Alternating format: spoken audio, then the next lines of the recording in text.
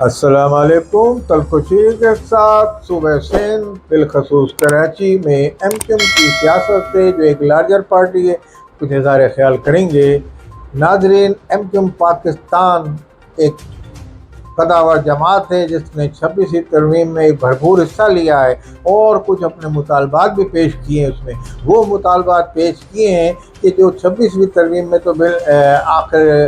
شامل کر لیے گئے، مگر ان کی منظوری 27ویں ترمیم کے حوالے سے ہی ہوگی۔ اس میں 198 کے تحت شہری حکومت کے حوالے سے فاروق ستار نے کچھ تقریر میں اپنے مطالبات دیے تھے، اور بہت سے مطالبات ہیں جو مہاجروں کے اردو اسپیکنگ طبقے کے اہم حقوق کے متعلق ہیں۔ یہ فاروق ستار نے اپنی تئیں کوشش کر کے ایم کیو ایم پاکستان کی طرف سے نمائندگی کی اور اس میں اپنے معروضات وزیر اعظم شہباز شریف کے سامنے رکھی، جس میں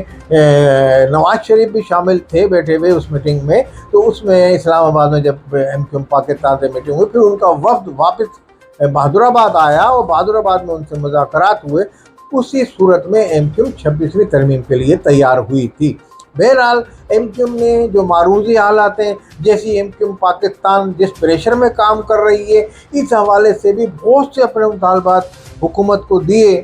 پی ڈی ایم کی جو موجودہ حکومت ہے اس کو دیے۔ تو لازمی اس دور میں اور اس حالات میں ایسے انہوں نے جو دیے، تو یہ بھی ایک بہت بڑی بات ہے۔ میں سمجھتا ہوں ایم کیو ایم پاکستان کی یہ ایک اچھی کاوش ہے، مگر دوسری طرف عوام ایم کیو ایم پاکستان سے پوری طرح خوش نہیں ہے، اور بالخصوص ان کا ووٹر ایم کیو پاکستان سے خوش نہیں ہے اس وقت، کیونکہ شہر زبوں حالی کا شکار ہے۔ کہیں گیس نہیں آ رہی، کہیں بجلی نہیں آ رہی، کہیں پانی نہیں مل رہا۔ ایک ہفتے سے لوگ پانی سے، مہینوں سے پانی کے لیے نہیں آ رہا لوگوں کو۔ پانی روڈوں پہ بہہ رہا ہے مگر کوئی توجہ نہیں دے رہا، ایم ایل اے بھی نہیں دے رہا توجہ، نہ ایم پی دے رہا۔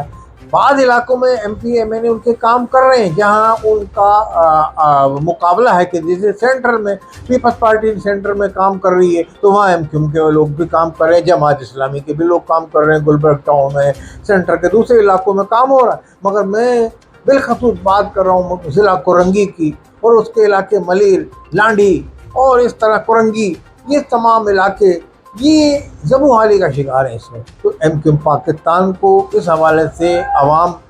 یہ سوچ رہی ہے کہ ہم نے ان کو کس وقت کے لیے ووٹ دیا تھا۔ اب ایم کیو ایم کے پاکستان کے حوالے سے یہ کہا جائے کہ وہ جس اختلافات کی نہج پہ ہے اس وقت، کیونکہ ایم کیو ایم پاکستان کے رہنماؤں کے آپس میں اختلافات ہیں، مگر وہ اختلافات ایسے ہیں کہ وہ اس کو باہمی مشاورت سے طے کرنے کی کوشش کرتے ہیں۔ اچھا، مصطفیٰ کمال جو ہے پارٹی میں آئے، جو آج ایم کیو ایم پاکستان میں تھوڑی بہت جان ہے، میں یہ کہتا ہوں کہ اس میں مصطفیٰ کمال کا ہاتھ ہے۔ باقی نہ خالد مقبول کی کوئی اتنی کاوش ہے، نہ فاروق ستار کی۔ فاروق ستار جو ہے وہ ایم کیو ایم کے قائد تحریک یعنی کہ یہاں بن گئے تھے جب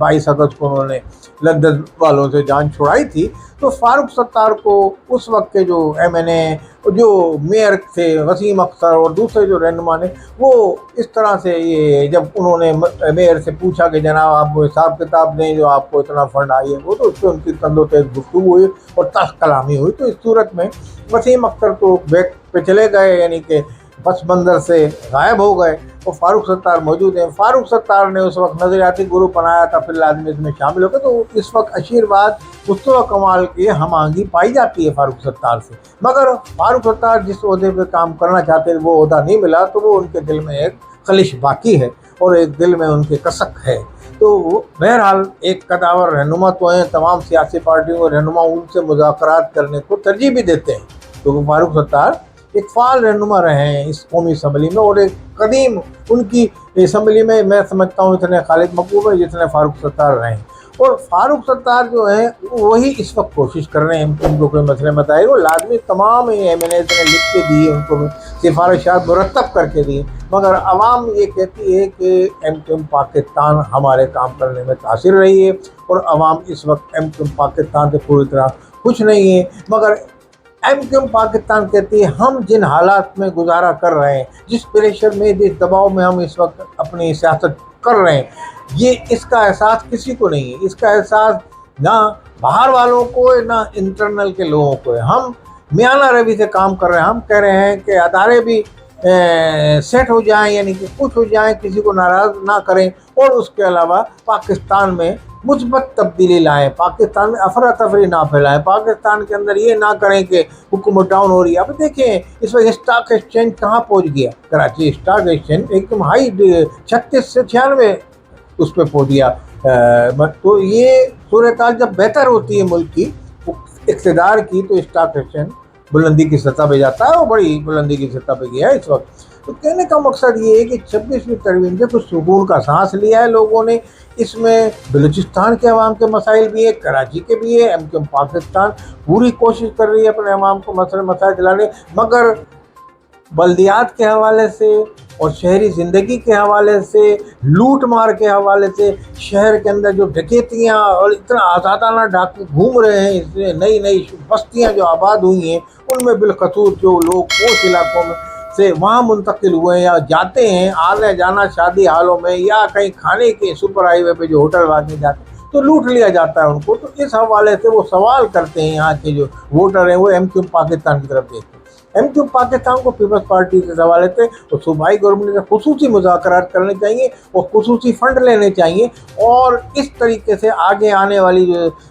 27वीं तरमीम में अगर वो हो जाती है मंजूर, तो उसमें MQM को काफ़ी शहरी हकूक़ के हवाले से तहफ़्फ़ुज़ मिलेगा, और जो शहरी हुकूमत है इसको काफ़ी मिराद दी जाएंगी उस हवाले से। 27वीं तरमीम जो है उसमें वो सिर्फ MQM के ही हवाले से ज़्यादातर उसमें, तो ये आने वाले दिनों में आप देखेंगे MQM के हवाले से MQM पाकिस्तान कुछ लेने में, अपने अवाम को हकूक़ दिलाने में कामयाब हो जाएगी। और किस हद तक होती है ये आगे जाके आपको पता है। अगर याद रखें कि MQM पाकिस्तान अगर किसी हद तक ये कामयाब ना हुई, MQM पाकिस्तान पे से प्रेशर भी उड़ गया, और MQM पाकिस्तान की अवाम में अगर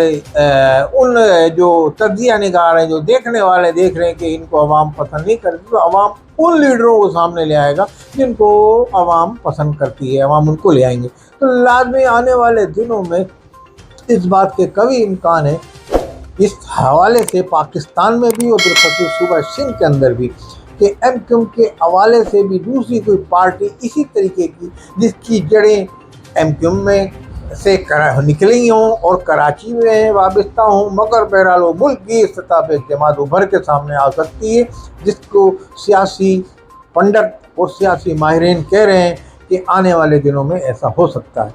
अगर MQM पाकिस्तान आवाम के दिल जीतने में कामयाब हो गई, अपने वोटर के दिल जीतने में कामयाब हो गई, तो लाजमी किसी जमात का यहाँ दाल नहीं गलेगी। दूसरी सूरत में MQM पाकिस्तान की जो मुखालिफ जमातें हैं, जैसे MQM हकीकी, आफाक अहमद और जमात इस्लामी और तहरीक इंसाफ, तो ये अपना दाव खेल जाएंगी आने वाले दिनों में, शहर के अवाम को अपनी तरफ खींचने में कामयाब हो जाएंगी। और कोई अगर ऐसी पार्टी आती है जो MQM से जिसने जन्म लिया हो, तो वो भी उसकी भी जड़ें मजबूत हो सकती हैं इस शहर में, अगर अवाम को ये MQM पाकिस्तान कुछ ना दे सकती। तो MQM पाकिस्तान के लिए बेहद ज़रूरी है कि आने वाले दिनों में शहर के